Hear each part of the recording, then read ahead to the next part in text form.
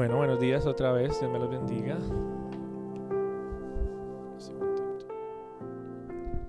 Bueno, hoy vamos a estar en un pasaje de Apocalipsis, vamos a ir a Apocalipsis capítulo 19. Y yo creo que uno dirá, ¿y qué tiene que ver Apocalipsis con la Navidad?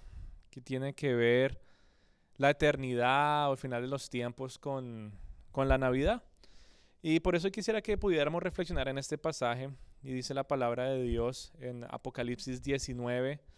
Y vamos a leer del versículo 5 al versículo 9. Y dice la palabra del Señor. Y oí como la voz de una gran multitud, como el estruendo de muchas aguas y como el sonido de fuertes truenos que decía: Aleluya, porque el Señor nuestro Dios Todopoderoso reina. Regocijémonos y alegrémonos y démosle a Él la gloria, porque las bodas del Cordero han llegado y su esposa se ha preparado. Y a ella le fue concedido vestirse de lino fino, resplandeciente y limpio, porque las acciones justas de los santos son el lino fino. Y el ángel me dijo: escribe, bienaventurados los que están invitados a la cena de las bodas del Cordero. Y me dijo: estas son palabras verdaderas de Dios. Entonces, hoy quisiera que habláramos un poquito sobre este pasaje en estas semanas, ¿verdad?, que anuncian la Navidad.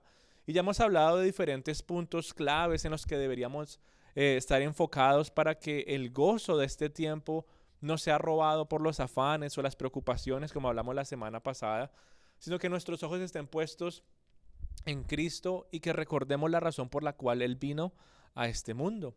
Hace una semana hablamos de la Navidad, ¿verdad?, pensando que no es solamente el recordatorio de que Jesús vino a este mundo a pagar por nuestros pecados, sino que la Navidad también es ¿qué? Es el anuncio que debe mantenernos esperanzados de que Él va a volver por segunda vez. ¿Y por qué decimos esto? Porque usualmente algunas personas tienden a ver la obra de Cristo como algo concluido.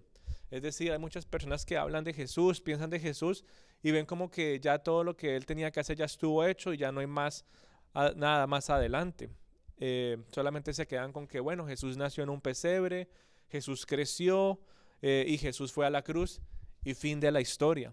Otros solamente se quedan: Jesús nació y para ellos todavía hasta el día de hoy Jesús es un bebé. Otros solamente lo ven como Jesús nació y creció y lo ven como una persona que tal vez llegó a ser un gran profeta o un maestro, ¿verdad?, que enseñó muchas cosas buenas para el día a día, pero hasta ahí, no llegan ni siquiera a la parte de la cruz. Y hay otros que sí logran llegar hasta la cruz y decir: wow, Jesús era el Mesías esperado, pero se quedan hasta ahí. Y la Biblia nos muestra a nosotros que la historia de redención no termina con Cristo en la cruz. Es decir, la Biblia nos muestra que el final de todas las cosas no es que cuando Jesús murió en la cruz ya todo se acabó, sino que la Biblia nos sigue mostrando que Jesús resucita de entre los muertos y antes de ir a los cielos Él hace una hermosa promesa a nosotros, y es que Él volverá por nosotros. Y saber eso es algo que debería generar gran expectativa en el corazón de todos los cristianos, no solamente en los discípulos de aquella época, no solamente en Pablo, en Pedro, ¿verdad?, que cuando ellos escribían sus cartas, cuando hablaban prepárense para la pronta venida, o sea, para ellos era como que Jesús venía mañana, pasado mañana, la otra semana, o sea, para ellos era algo que se mantenía muy expectante de si ya casi llega el Señor. Y es la misma expectativa que tú y yo deberíamos tener como cristianos. ¿Por qué? Porque es una promesa que Cristo Jesús ha hecho antes de irse. Y es curioso, mi querida familia, cómo en estos tiempos de Navidad pareciera haber un poquito más de anticipación en el corazón de las personas, pareciera haber un poquito más de expectativa, que estuviera como en unos niveles un poquito más altos.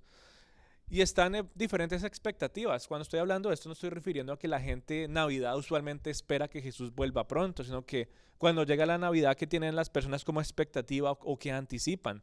Tienen la expectativa de poder compartir, están anticipando diferentes celebraciones de diferentes maneras con los demás. Algunos tienen la expectativa de recibir ciertos regalos. Y pareciera que en esta época las personas en la gran mayoría estuvieran más dispuestas a vivir en paz, a vivir en armonía, a vivir de manera generosa. Pareciera muy común, ¿verdad? Gente que uno ni conoce y dice: ay, qué amable, ¿no? Un regalito de Navidad, un poquito para dar una sonrisa, para traer paz. Y pareciera un poquito más frecuentemente que se viviera aún de desconocidos. Pero todo esto es hablando desde un ámbito material y un ámbito pasajero, es decir, lo que pasa solamente aquí en la tierra. Pero desde el punto de vista espiritual, la historia pareciera ser completamente diferente. Hay expectativa para las cosas materiales, hay anticipación para las celebraciones, hay expectativa para muchas cosas aquí en la tierra.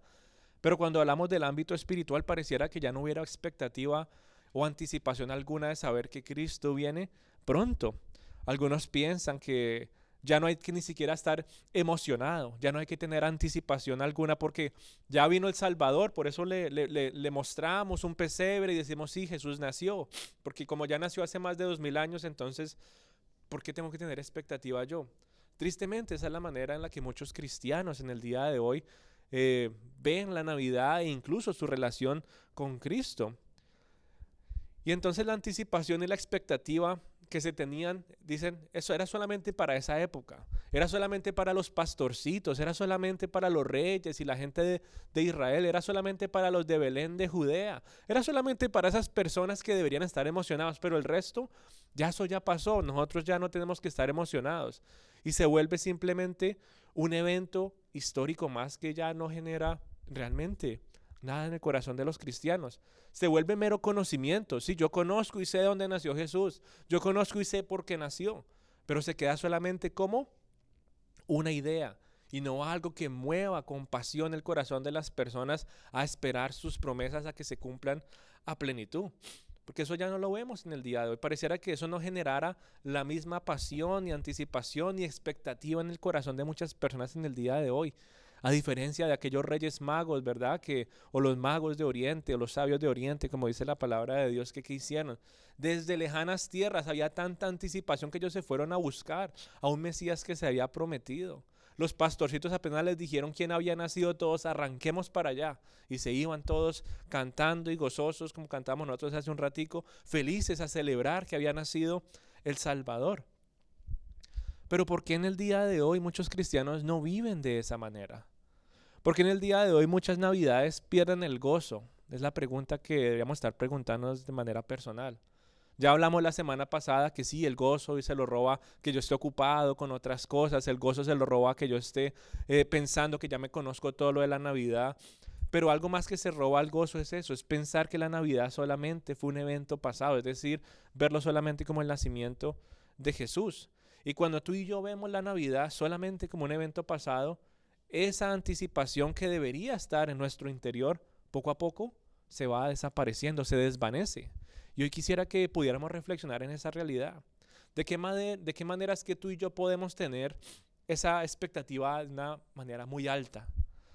De manera, por ejemplo, un ejemplo en los regalos de Navidad, ¿cómo se le mantiene la expectativa a un niño pequeño cuando sabe que hay regalos debajo del árbol? Uno no le dice qué es, hay una expectativa, o sea, va a llegar el momento, mis ojos están puestos y ya casi es el día, ¿será que por la noche lo sacude? Mira, quién sabe qué será lo que hay ahí metido. Pero hay una expectativa constante y la pregunta es, ¿cómo es que tú y yo podemos tener una expectativa alta de saber de que Jesús va a volver por nosotros? ¿Cómo podemos tener una expectativa alta en medio de estas épocas en las que pareciera un sube-baja emocional, que a veces estoy feliz, después estoy triste, a veces estoy gozoso, a veces estoy amargado, a veces estoy con ganas de hacer de todo y después estoy ocupado completamente y no tengo tiempo para nadie? O sea, es un sube-baja de muchas situaciones. ¿Y cómo puedo yo entonces mantener la expectativa viva?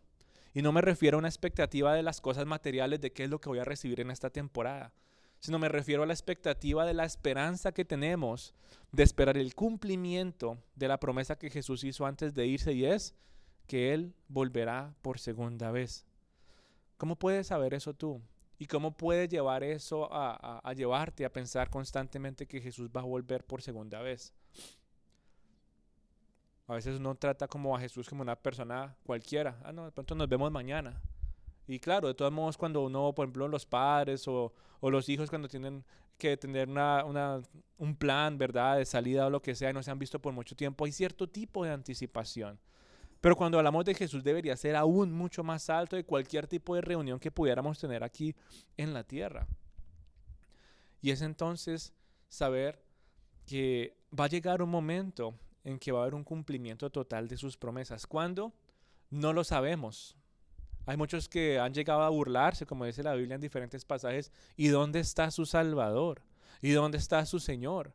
Y tal vez en el día de hoy hay muchos cristianos que se preguntan a sí mismos, ¿y dónde está Jesús? ¿No quis que iba a venir? ¿No quis que iba a venir por segunda vez? Ya han pasado todos estos años, mire cómo estoy, al derecho, al revés, mire, bien hoy, mañana mal. ¿Dónde está Jesús? Si es que iba a volver por segunda vez a prometerme, mejor dicho, el cielo y más.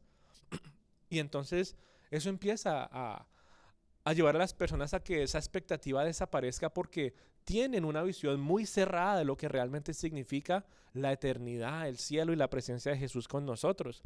Por eso, mi querida familia, estar ocupados y ansiosos, pensar que ya conocemos la historia del nacimiento de Jesús, como hablamos la semana pasada, no son las únicas maneras de ver que todo esto le roba el gozo a esta época. Uno de los más grandes culpables de que la Navidad no tenga su gozo y que le quite el brillo y la esperanza, de que aunque haya cualquier cantidad de luces y la Navidad se sienta opaca, el culpable es el corazón que deja de esperar la pronta venida de su Salvador. Y no solamente le quita el gozo a la Navidad, si somos sinceros. Dejar de esperar a Jesús, es decir, perder la expectativa que Él vuelva por nosotros, también impacta la vida espiritual de manera contundente. Si no, miremos el claro ejemplo de las 7 iglesias de Apocalipsis. Has hecho todo esto bien, pero contra ti tengo, y empieza a enumerar cualquier cantidad de cosas que diferentes iglesias empezaron a dejar a un lado. Y él decían, vuelve a mí, vuelve al primer amor, deja aquellas obras. Había cualquier cantidad de llamados de atención a las iglesias que habían dejado de esperar a Jesús. Por allá en Apocalipsis 1, si lo quieren leer en esta semanita, se lo recomiendo. Y solo una perseveró y, por decirlo así, se le glorió de manera especial a diferencia de las demás. ¿Por qué? Porque era una iglesia que esperaba la pronta venida de su Salvador e iba a compartírsela a todos los demás, y era la iglesia de Filadelfia. Pero a diferencia de esta iglesia, todas las otras habían dejado como de esperar a su Salvador.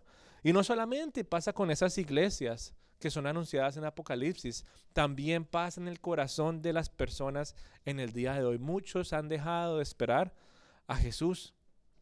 La Biblia una y otra vez nos muestra y nos habla de realmente que tú y yo estamos llamados a estar preparados para la llegada de Cristo. Y hoy vivimos lo mismo que pasaba en los tiempos antiguos.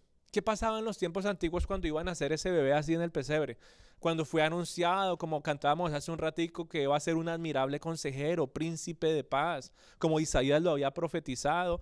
Y todo el mundo ya en esa época ya había escuchado esas palabras y sabían, ¿verdad?, que iba a venir un Salvador.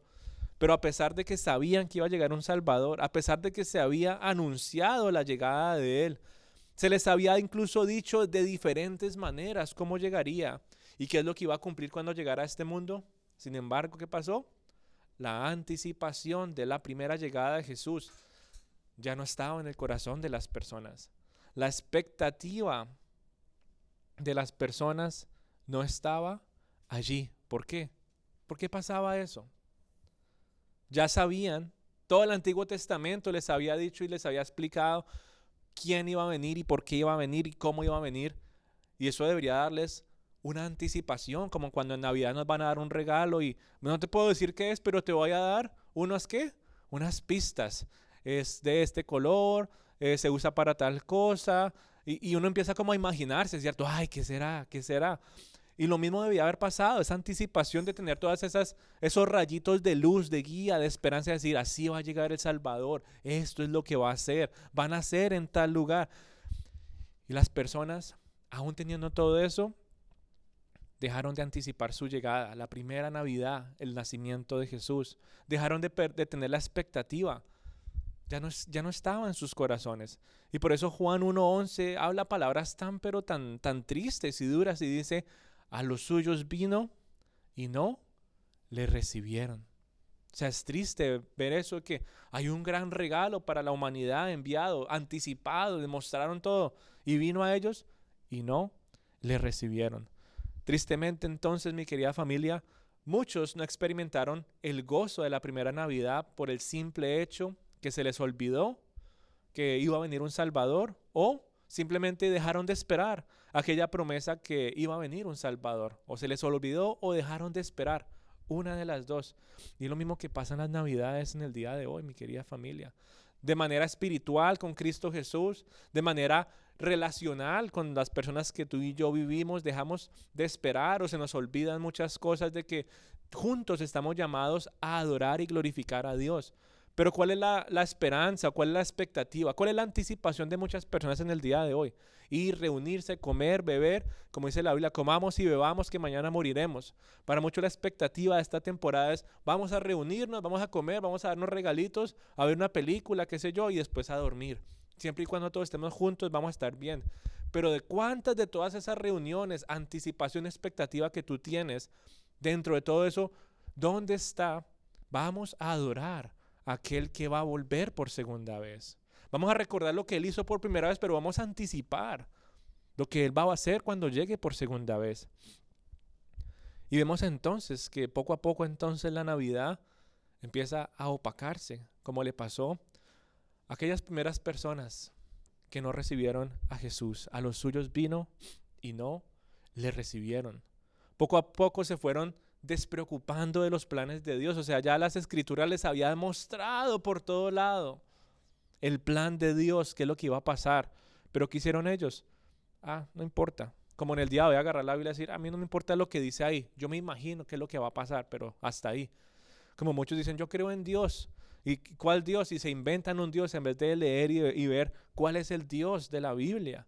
Y poco a poco entonces las personas en esa época se despreocuparon de conocer quién es realmente Dios, cuál era su plan con la humanidad. ¿Y qué pasó?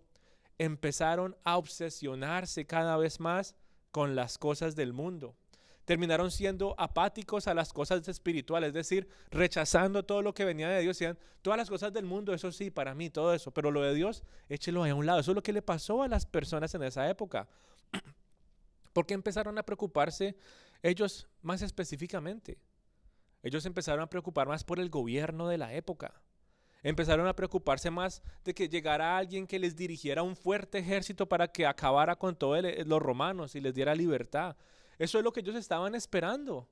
Esa era la expectativa que ellos tenían. Cuando venga, entonces ahí sí va a haber un gobierno nuevo, ahí sí va a venir a liderar y a acabar con todos estos romanos, ahí nos va a llevar a prosperar en la tierra.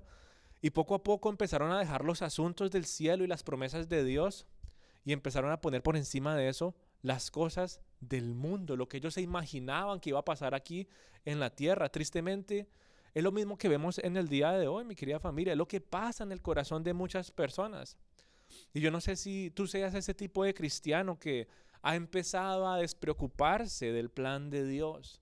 Yo no sé si tú eres el tipo de cristiano que ha empezado a poner a un lado las promesas del Señor, la voluntad de Él, todo lo que has podido leer a lo largo de tu vida espiritual y cristiana. Y hoy dices, yo quiero solamente quedarme con las cosas materiales. Solamente ahorita me importan las cosas del mundo. Ya en enero retomamos otra vez, pero por ahorita solo yo. Y lo que quiero, y las luces, y el gozo, y la comida, y la bebida, y los regalos, y ya. Y yo no sé si tú seas ese tipo de cristiano, empezando a descuidar y despreocuparte del plan del Señor. Tal vez solamente por costumbre recuerdas el nacimiento de Jesús, pero no piensas y no mantienes la expectativa del regreso de Jesús por segunda vez. Y nuevamente, una cosa es saber que Jesús viene por segunda vez. Y otra cosa es tener un deseo ardiente, apasionado, de tener la convicción que mueva mi caminar de saber que Él viene por segunda vez. Porque hay muchos que tú les preguntas si Jesús va a volver por segunda vez y ¿qué te van a decir? Sí, Él va a venir por segunda vez. ¿Y cómo está impactando eso tu vida? No, pues yo sigo igual como antes. O sea, ¿realmente estás esperando a Jesús? ¿Realmente vas a presentarte, como leíamos hace un rato, con lino fino, con pureza y santidad? ¿Cómo te va a encontrar Jesús cuando venga por segunda vez? O sea, eso es lo que realmente debería llevarnos a vivir con expectativa, que no solamente le da propósito a la Navidad, sino le da propósito a mi vida en general, el resto de los meses del año también.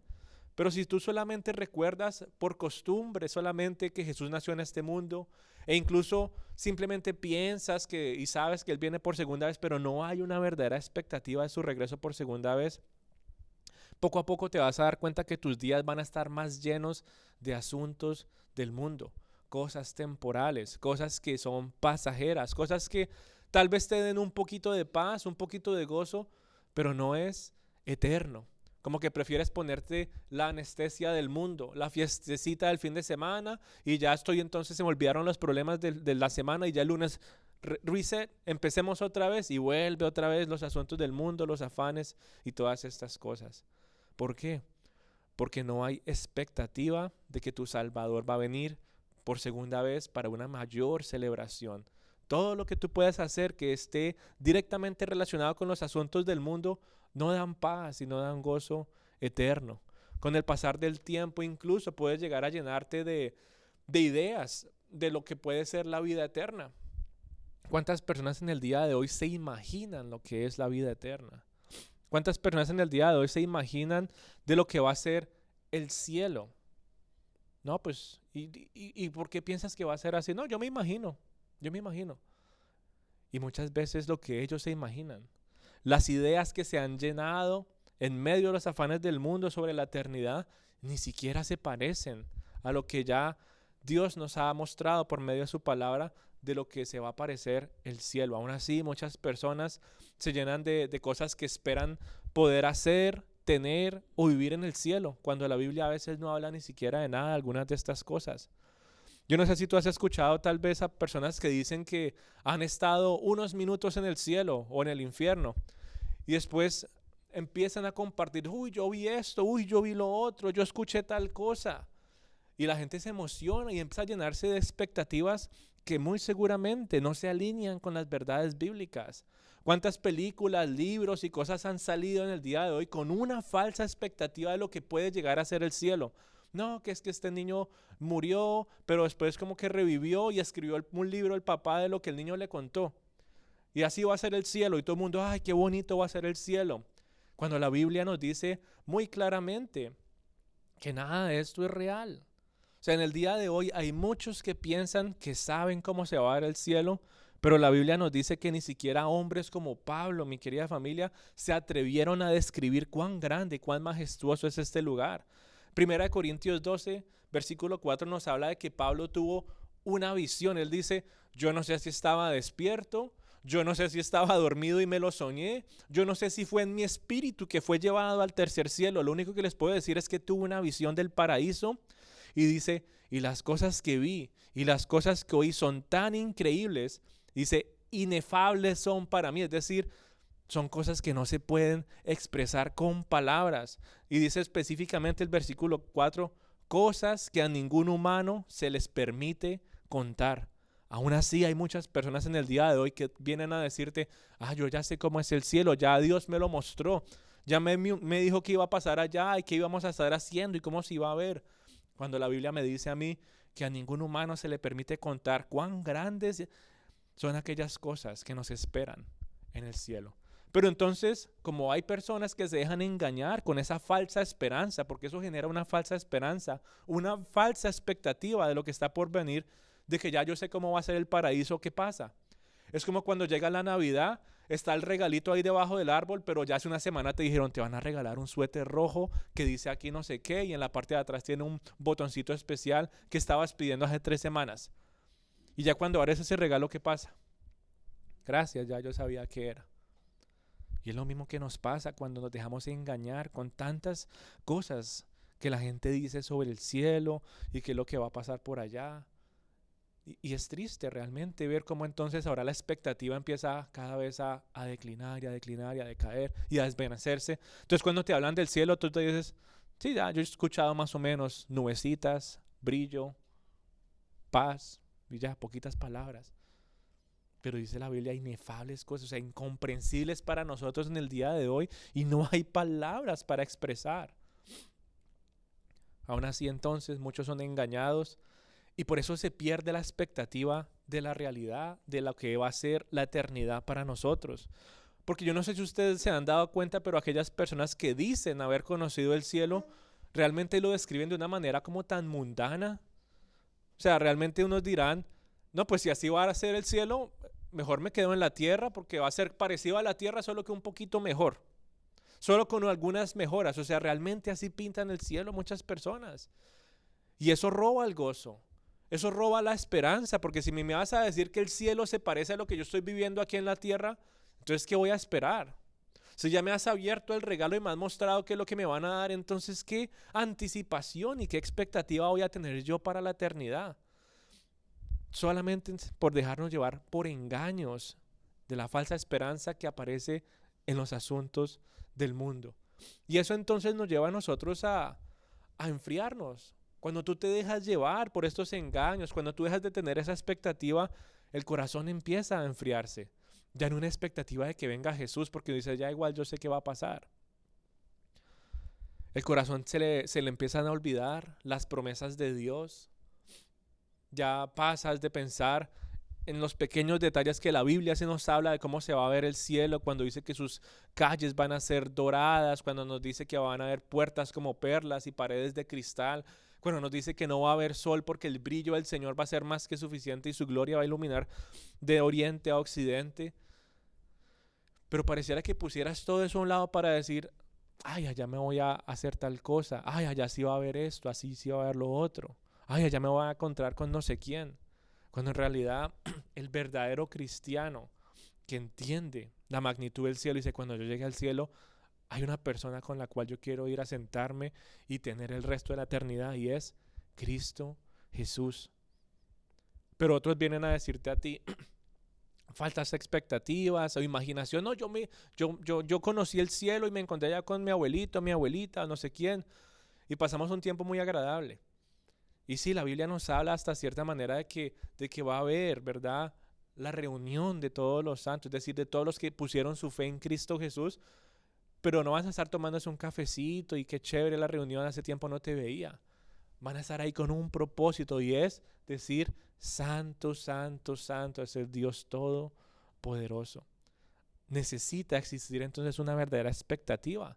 Eso es lo que nos lleva a nosotros a vivir esperanzados, de saber que Jesús vuelve por segunda vez. Por eso, mi querida familia, en esta Navidad, mi motivación es que puedas reflexionar de manera personal en estas próximas semanas otra de las razones por la cual celebras la Navidad, y es esperar el regreso de Jesús. Si alguien te preguntara en el día de hoy por qué celebras la Navidad, ¿qué le dirías? Bueno, la semana pasada hablamos, bueno, yo le diría que celebro la Navidad porque recuerdo el nacimiento del Salvador del mundo. Celebro la Navidad porque recuerdo lo que Él vino a hacer, venir a pagar por mis pecados. Pero no solamente celebro la Navidad por eso, también celebro mi Navidad porque es el momento en que mi corazón salta de alegría sabiendo que Él va a regresar. Y aunque hay varias razones por las cuales Jesús va a volver, porque Jesús va a volver por muchas razones, Él necesita cumplir promesas o pactos y promesas que están en la Biblia que no se han cumplido en su plenitud, porque van a cumplirse cuando Él venga por segunda vez. Jesús va a volver porque necesita cumplir ciertas cosas con el Espíritu Santo en el corazón de muchas personas que todavía están aquí en la tierra. Y hay muchas maneras de las cuales tú y yo pudiéramos hablar de por qué Jesús va a volver por segunda vez. En este tiempo de celebración quisiera que pudiéramos entender una de todas las razones por las cuales Jesús va a volver, y es que Jesús va a volver por su iglesia. Una de las razones por las cuales Jesús va a volver es porque Él va a volver por nosotros. Y no me refiero aquí al grupito de personas que estamos en el salón, me refiero a la iglesia a nivel universal, la iglesia invisible, la cual tú y yo no vemos en este momento, y es todos los cristianos genuinos que están alrededor del mundo, tal vez solos o tal vez reunidos, tal vez en la cárcel o tal vez con sus familias. Yo no sé dónde están todos los verdaderos cristianos del mundo. Aquí, digo y hablo por mí, hay uno. Yo no sé, yo no sé cómo está tu corazón con Cristo Jesús. Porque va a llegar un momento en que Él venga, va a decir, ábrenos, Señor. Y Él decía, nunca los conocí. Yo puedo hablar por mí de manera personal y puedo saber que hay muchas personas alrededor del mundo que tienen su fe realmente puesta en Cristo Jesús, y espero que tú también tengas tu fe puesta en Jesús. Y ese grupo de personas, esos verdaderos creyentes, son la iglesia de Cristo por la cual Él va a volver. ¿Y cuál es el papel entonces de la iglesia? Si tú eres parte de la iglesia de Cristo, si tú eres un creyente genuino, realmente tu fe está puesta en el Salvador y sabes para dónde vas cuando lleguen los últimos tiempos, ¿cuál es tu papel como parte de la iglesia? Y la Biblia nos dice que el papel de la iglesia, lo que tú y yo estamos llamados a hacer es mantenernos como una novia pura para el Hijo de Dios. Es decir, siempre preparados para que cuando nos seamos presentados ante Él, Él nos reciba, ¿verdad? Como algo que ha estado esperando por mucho tiempo. Y dice que la iglesia entonces va a estar vestida de lino fino, va a estar vestida de manera resplandeciente y de manera pura, como leímos en Apocalipsis 19. Y mi querida familia, esa era la misma motivación que se le hacía a los cristianos de la primera época. Esa era la esperanza que los cristianos de la primera época tenían, de mantenerse atentos, pendientes y expectantes de que Jesús iba a volver. Segunda de Corintios 11, versículo 2 dice: os celo con celo de Dios, porque los prometí como una novia pura a su único esposo, Cristo Jesús. Pero temo que de alguna manera su pura y completa devoción a Cristo se corrompa, tal como Eva fue engañada por la astucia de la serpiente. Pablo le está diciendo a la iglesia de Corinto: ojo, yo los prometí a ustedes, ustedes son como la novia de Cristo y necesito que se mantengan puros y santos y perfectos porque va a llegar el esposo por ustedes. Pero dice, pero tengo un temor que no se mantengan puros y con completa devoción a Cristo. Tengo el temor que se corrompan con las cosas del mundo.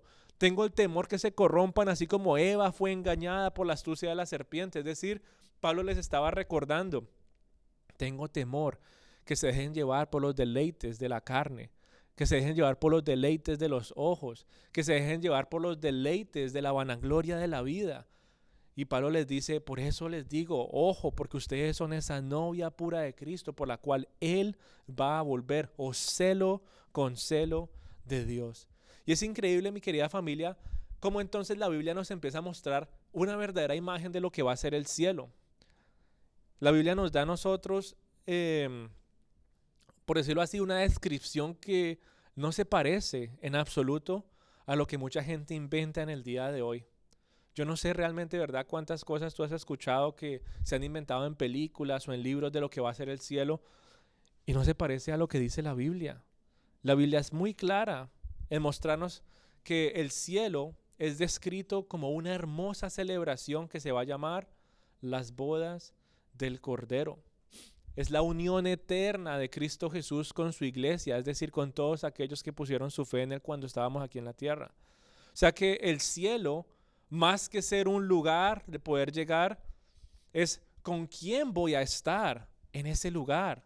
Y lo que también debería entonces impulsar nuestra expectativa, saber, voy a estar conectado con el Señor por toda la eternidad. Y para entenderlo, mi querida familia, es necesario que veamos de una manera rápida cómo es que se manejaban los matrimonios o las bodas en los tiempos antiguos de Oriente, porque cuando hablamos de que Cristo es el esposo y la iglesia es la esposa, cuando decimos que en este momento la iglesia está expectante a que ese compromiso se cumpla a plenitud, a veces nos imaginamos como en nuestra cultura occidental como es un matrimonio, ya le propuso matrimonio, ya casi se van a casar. Pero ¿qué pasaba en esa época? En esa época las bodas no eran como en el día de hoy. Y es increíble porque si no miramos cómo se veía una boda en esa época, no vamos a entender cómo la Biblia muestra nuestra relación con Jesús y su iglesia. ¿Qué pasaba en esa época? En esa época se ponía un precio. Los padres hacían como un contrato, por decirlo así, antes del matrimonio por sus hijos. Y ese precio tenía un nombre que se le llamaba la dote o el dote. Y ese dote sellaba el contrato. ¿Y qué pasaba cuando se daba ese dinero? Ese dinero se guardaba para la seguridad económica de la novia. O sea, ese dinero, esa dote, lo agarraba el novio, se lo daba al padre de la novia y le decía, mire, guarde esto mientras yo espero a su hija. Y él decía, en caso de que yo llegue a abandonarla o en caso de que yo me llegue a morir antes del matrimonio, ya tiene algo con qué vivir. Y entonces se le daba ese dinero. Pero no era solamente el dinero que se le daba a la novia en aquella época. También se le ofrecían regalos, como dice Génesis 24:53. Si se acuerdan de Jacob y Rebeca, claro, él le tocó pagar un precio alto. Pero después de eso, ¿qué hizo él? Él también le ofreció regalos. Dice en versículo 53 que le dio oro, plata y hasta vestidos, imagínense. Por allá en Jueces capítulo 1 versículo 15 habla de Caleb y Axá y dice que también obviamente en esa boda se tuvo que pagar una dote, pero también le dio un regalo y le dio tierras donde habían aguas. Y es increíble entonces, mi querida familia, cómo la Biblia usa esa misma simbología para describir la relación entre Jesús y la iglesia. Y mire lo bonito, cuando Jesús murió en la cruz, ahí fue cuando se pagó el precio. El precio que pagó con su propia sangre fue un pago legal para su matrimonio con la iglesia. Es decir, fue esa dote, fue ese depósito, por decirlo así, si lo quieren hablar en términos económicos. Y era tan central en la vida de los primeros cristianos que aún así Pablo usaba estas palabras para ministrar a los demás. O sea, Pablo obviamente quería que los matrimonios en la iglesia de esa época de Éfeso fueran perfectos, puros ante el Señor, pero no hablaba solamente a la relación de pareja en ese momento, sino que también hablaba, recuerden, la expectativa, la espera que ustedes tienen de esperar a Cristo Jesús. Recuerden que ustedes son la novia.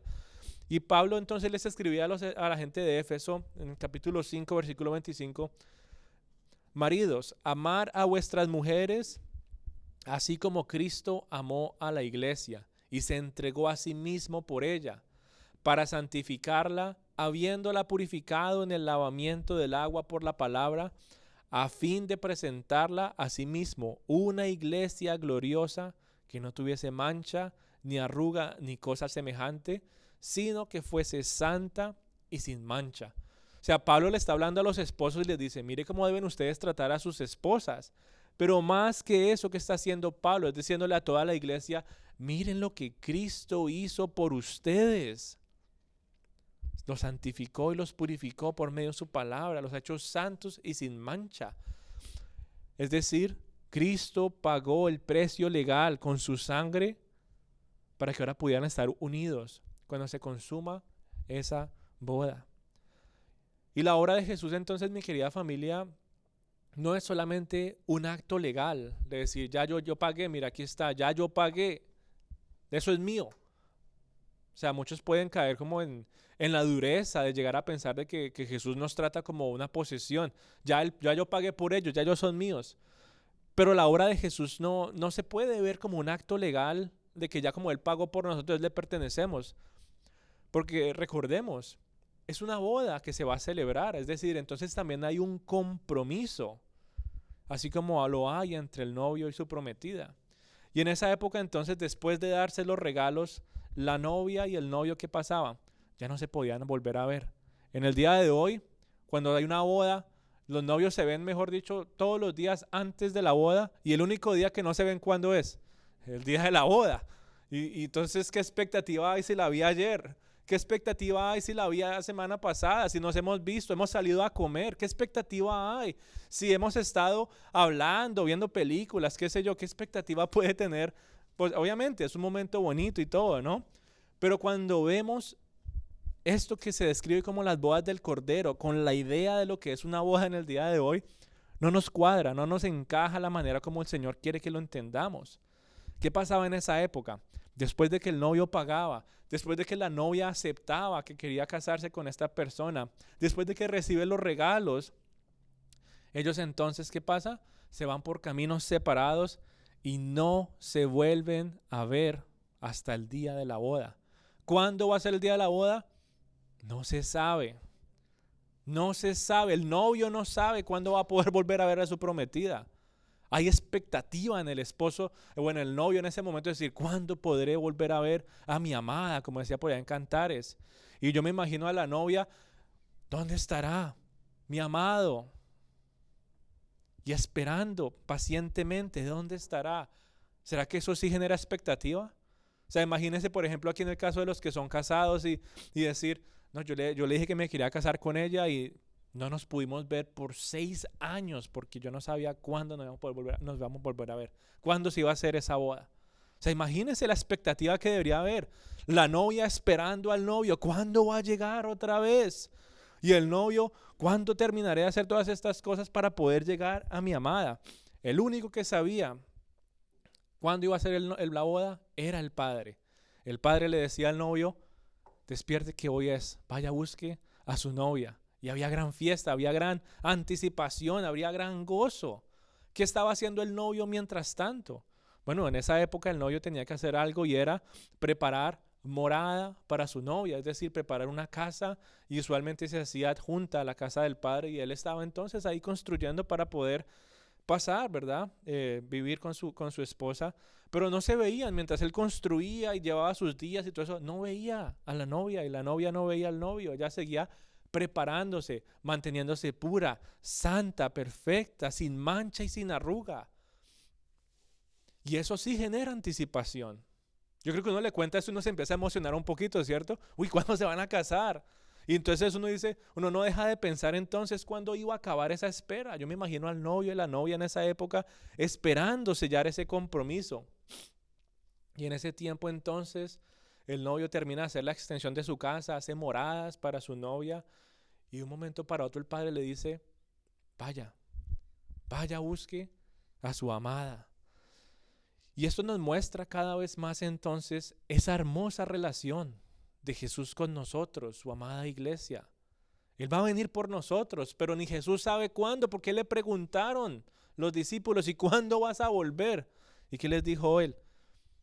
En sus tiempos, solamente el Padre, ni el Hijo del Hombre sabe, ni los ángeles saben, absolutamente nadie sabe. ¿Y por qué entonces muchas personas han inventado calendarios y Jesús llega tal día, el mundo se acaba tal día? No, eso se roba toda la expectativa. Pero en el día de hoy saber de que Él llegará, cuando yo no sé, puede que llegue ya y escuchemos trompetas y ya viene el novio. ¿Qué vamos a hacer nosotros? Ya llegó el momento de unirnos con nuestro amado por toda la eternidad. Pero mientras llega ese momento tenemos un lindo gozo o alegría en nuestro corazón, y es que ya Él pagó el dote, ya Él entregó su sangre en la cruz para que le pertenezcamos a Él. Ya nos ha dado regalos y bendiciones para poder vivir en este mundo mientras Él llega por segunda vez. Y mientras Él vuelve, ¿qué está haciendo? ¿Sí se acuerdan lo que le dijo a sus discípulos? Y les conviene que me vaya. ¿Por qué les decía eso a los discípulos? Porque voy a la casa del Padre a preparar morada para vosotros. Él está haciendo la casa, hermoso lugar donde pasaremos una eternidad juntos con Él. Y todo este tiempo, mi querida familia, entre la primera y la segunda venida de Jesús, que tú y yo celebramos Navidades, es como ese tiempo de compromiso en que la iglesia espera a Jesús. ¿Sí me hago entender? O sea, hay un espacio de tiempo. Yo no sé cuándo va a ser la última Navidad. No lo sé. Yo no sé cuándo Él vaya a llegar por segunda vez. Solo sé que Él vino y cumplió sus promesas. Y estoy convencido de que va a volver. Y cuando llegue ese momento, el plan de Dios para todos aquellos que son salvos y tendrán su eternidad en el cielo, van a disfrutar de una gran celebración. Y para que eso pase, es necesario que Jesús regrese, ¿sí o no? Porque si no llega el novio, ¿qué celebración va a haber? Si no llega el novio, ¿qué boda va a haber? Yo tengo que creer que Jesús vuelve por nosotros, vuelve por su iglesia. Y de igual manera, es necesario que la iglesia anticipe su venida. Imagínense que la novia ya se ha cansado de esperar al novio. Ya el día de la boda, ay, por fin, vamos, uy, no, qué emoción, ¿no? Pero Él nos hace pensar cómo debe estar la iglesia entonces, anticipando la segunda venida de Jesús.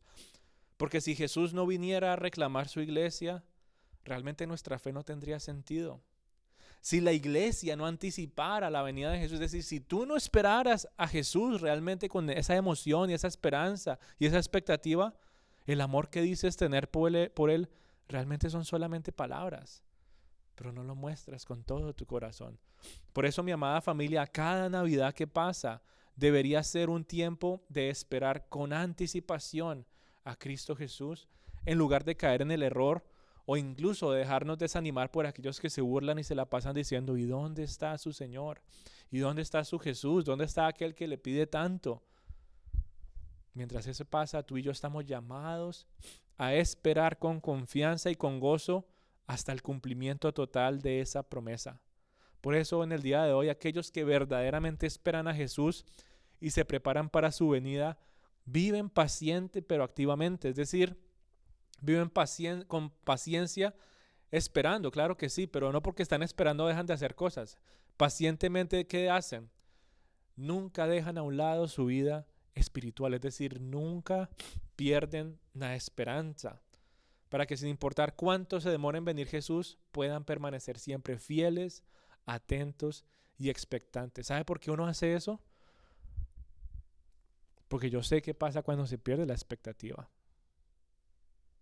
La Biblia me ha mostrado qué pasa cuando se pierde la expectativa. Y es increíble cómo lo muestra por otra imagen de otra boda. En Mateo 25 y dice esta parábola: entonces el reino de los cielos será semejante a 10 vírgenes que tomando sus lámparas salieron a recibir al novio. Y 5 de ellas eran insensatas y 5 eran prudentes. Porque las insensatas al tomar sus lámparas no tomaron aceite consigo, pero las prudentes tomaron aceite en frascos juntos con sus lámparas. Al atardecer el novio a todas les dio sueño, al atardecer el novio a todas les dio sueño y se durmieron. Pero a medianoche se oyó un clamor: aquí está el novio, salir a recibirlo. Entonces todas aquellas vírgenes se levantaron, arreglaron sus lámparas, y las insensatas dejaron a las prudentes. Dadnos de vuestro aceite, porque nuestras lámparas se apagan. Pero las prudentes respondieron diciendo: no, no sea que no haya suficiente para nosotras y para vosotras. Id más bien a los que venden y comprad para vosotras. Y mientras ellas iban a comprar, vino el novio, y las que estaban preparadas entraron con él al banquete de bodas, y se cerró la puerta. Después vinieron también otras vírgenes diciendo: Señor, Señor, ábrenos. Pero respondiendo él dijo: en verdad os digo que no os conozco. Velad pues, porque no sabéis ni el día ni la hora. Y uno puede confundirse con muchas cosas de las que hay ahí. ¿Cómo así que vírgenes, lámparas, aceite? ¿Qué es lo que está pasando ahí? Bueno, de manera rápida, en esa época la novia tenía, por decirlo así, un grupo de amigas, como en el día de hoy, que tienen su, ¿cómo se llama esto? Su corte, por decirlo así. Y eran usualmente 10. Entonces la novia estaba ahí. ¿Y qué pasaba cuando ellas sabían que el novio iba a llegar? Ellas tenían que salir a iluminar el camino para que ella viera a su novio y decir: ya llegó mi amado. Pero dice que habían unas que eran insensatas y otras que eran prudentes, es decir, estaban preparadas. Y las que no estaban preparadas, cuando llegó el novio les tocó ir a buscar y prepararse, y ahí sí, dice que cuando llegaron nuevamente ya era muy tarde y le decían: Señor, ábrenos por favor. Ya no, ya es muy tarde. Yo no los conozco. Yo les dije que yo no sabía cuándo iba a ser, ni el día ni la hora. Y uno, entre más lee esto, uno dirá: uy, no, pero qué día de boda más trágico. Pero realmente no lo es. Uno dirá: no, pues es culpa del novio que llegó tarde. No, no es culpa del novio, porque aquí nos muestra que había gran anticipación de él para poder llegar a aquel día. Y él finalmente llegó, y llegó a medianoche, imagínense. De otro, si no hubiera tenido anticipación, hubiera dicho: no, pues mañana, por ahí a las 8 de la mañana les caigo, que ya todos están despiertos. Pero había gran anticipación del no decir: es que tienen que ser ya. Mi papá ya me envió, el padre dijo: ve y busca a tu amada. Y llega él entonces y pasa esta situación. Y es lo mismo que nos podemos ver en el día de hoy. O sea, cuántas personas se les pasan las navidades sin experimentar ese gozo, sin experimentar esa paz, sin experimentar esa esperanza. ¿Quiénes son esas personas? Bueno, realmente son como las vírgenes insensatas. No están ni nunca han estado preparados para recibir a Jesús. Yo les hago una pregunta: de ese grupo de vírgenes sensatas o prudentes y las insensatas, ¿será que las insensatas no conocían del novio? ¿Será que la novia ya no les había contado de su amado a ellas mientras se preparaban y todo? Y es que vieran cómo cocina de rico, es que vieran cómo me habla de bonito, es que se supieran todo lo que hace por mí, ya yo quiero casarme con él. O sea, las insensatas conocían, habían escuchado del novio, tenían un conocimiento general. Pero no había esa anticipación como las otras que decían: yo quiero conocer a ese tipo de la cual ella habla tanto. Decir: wow, mire, ese es el que la ama, yo quiero uno igual. Yo me imagino a esas mujeres allá. Y así mismo entonces, mi querida familia, nos hace pensar: en el corazón de muchos creyentes en el día de hoy. ¿A quién estás esperando? ¿O será que es que ya te cansaste de esperar a Cristo? Las insensatas se cansaron de esperar. Dice que se descuidaron, ya no hay más aceite. Esperemos a que Él llegue. ¿Cómo está tu vida espiritual en el día de hoy? No lo sé. ¿Será que estás como estas vírgenes insensatas? Ay, yo ya cuando más o menos sienta que Él va a llegar, ahí sí me empiezo a preparar otra vez, porque es que ya he llevado toda esta vida cristiana por 10, 15, 20 años y ya yo estoy cansado. Y has dejado de esperar, ya no hay expectativa. Y después llega la Navidad y otra vez sí, Él nació por mí, pero yo no sé cuándo vaya a volver y no hay expectativa. Pero cuando hay expectativa, entonces hay gozo, hay paz, hay esperanza. Y dice, sí, Él nació y hizo todo esto por mí y vino y murió por mis pecados y fue enterrado, pero después al tercer día resucitó de entre los muertos y después antes de ascender al cielo Él dijo que iba a volver por mí. Y entonces ahora lo estoy esperando. Y eso, mi querida familia, es lo que nos lleva a mover estas épocas, a realmente gozarnos y deleitarnos, como hablamos la semana pasada. Así no tenga árbol de Navidad, así no tenga luces, así no tenga regalos, así mi familia esté lejos, así tenga que pasar solo o trabajando esos días. Mi corazón está gozoso porque solo o en el trabajo o en la oscuridad, yo sé que mi amado volverá. Y qué bonito entonces pensar de esa manera, de saber que Jesús, mi querida familia, es alguien que realmente existe y vive en nuestros corazones. Pero todos aquellos que son como vírgenes insensatas simplemente dicen saber de Jesús, pero no lo conocen en verdad. Por eso han dejado de esperarlo. Hay personas que dicen que son creyentes, pero su fe es superficial, es temporal, es artificial. Y eso nos muestra que son insensatos, han dejado de esperar, han dejado de velar, ya no oran como oran antes, ya no alaban ni adoran al Señor como lo hacían antes, ya no le sirven al Señor como lo hacían antes. ¿Por qué? Porque dejaron de esperar. Y no es nada nuevo, le pasaba a las iglesias también de la antigüedad, porque eso se escribió Apocalipsis y decía, envía, estas son las palabras, dile a la iglesia, vuelve a tu primer amor, se te olvidó. Vuelve. Y en el día de hoy, esta misma palabra nos dice a nosotros también, por medio de las vírgenes insensatas, no seas insensato. No dejes que tu fe se vuelva algo superficial. No dejes que sea algo temporal, que porque es que yo me volví cristiano y mis primeros, como le dicen, esos son el primer amor, mis primeros años con el Señor han sido perfectos, pero ya al tercero, al cuarto, al quinto, ya muchos empiezan a... Uy, pero ya más cosas difíciles, Señor. Pero todo esto, pero yo he sido fiel, pero ¿qué? Yo te dije que mientras yo vuelva, va a haber aflicción en la tierra, pero no temas, porque yo he vencido al mundo. Y yo te he dejado al Espíritu Santo que te lleve a esperar pacientemente por mi segunda venida. Tu fe no puede ser algo temporal. Tu fe no puede ser algo que sube y baja dependiendo de las situaciones que experimentas. En esta época tu fe no puede variar con las emociones de los festejos y ponerse después como la fe bajita porque es que entonces ya no estoy festejando tanto como antes. Porque si no entonces no va a haber ese gozo, esa paz y esa esperanza que realmente mueve nuestros corazones a vivir como Dios quiere que vivamos. Es increíble entonces cómo todas esas expectativas que las personas tienen no están fundamentadas en la palabra de Dios. Por eso la fe cae. No saben si realmente Jesús va a volver, se imaginan cómo va a ser el cielo, dicen si así va a ser, ya para qué yo quiero ir por allá, si aquí yo la paso mejor. O sea, es triste ver a tantas personas vivir de esa manera. Pero en el día de hoy vemos que hay una verdadera anticipación. No se nos ha mostrado todo. Va a llegar el momento en que nuestros ojos van a ver toda la plenitud y la gloria del Señor.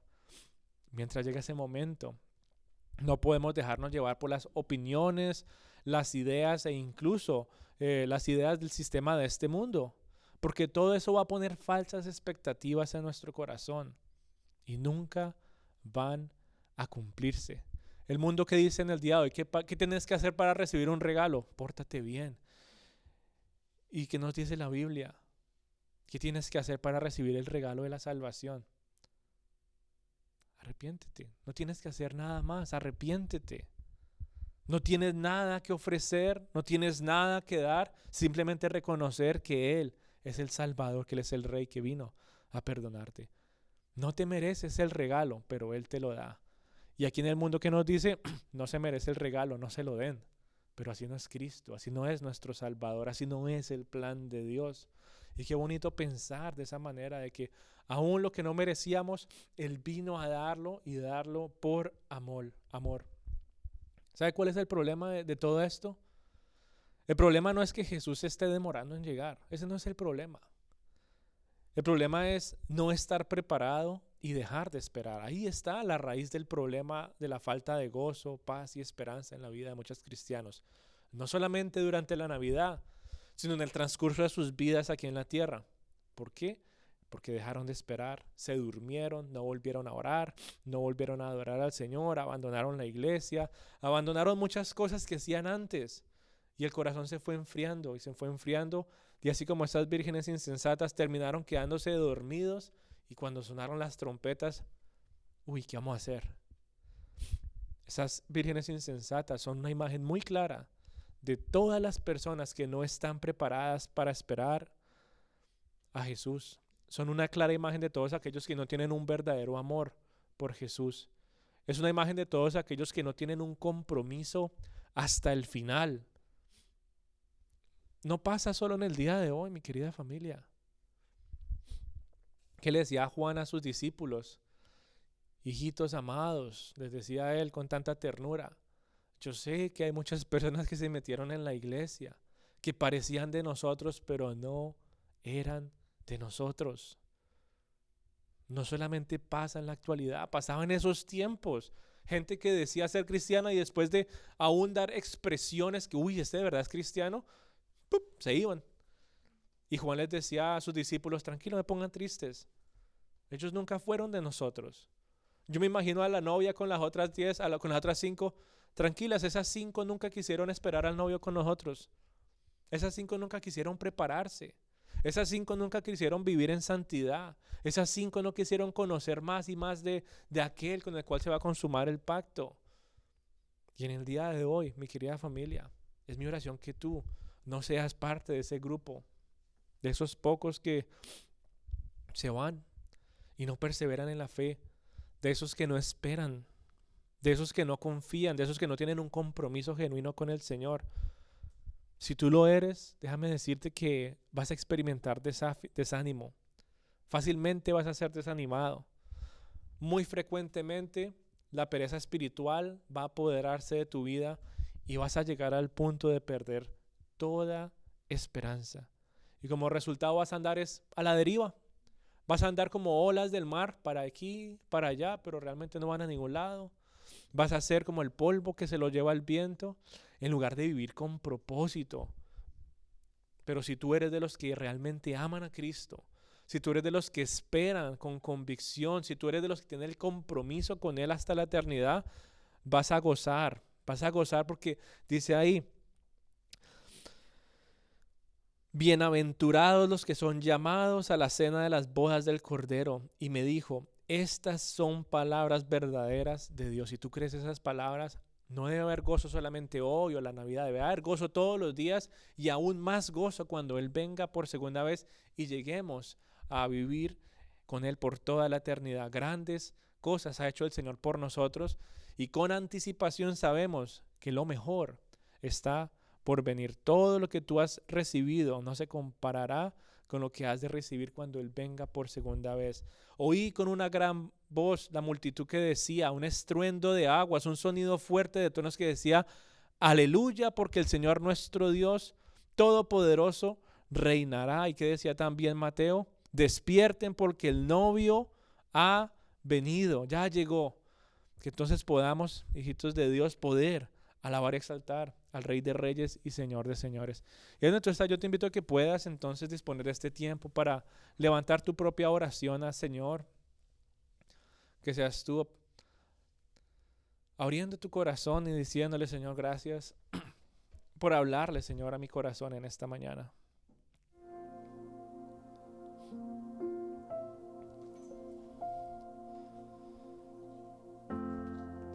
Si tienes algo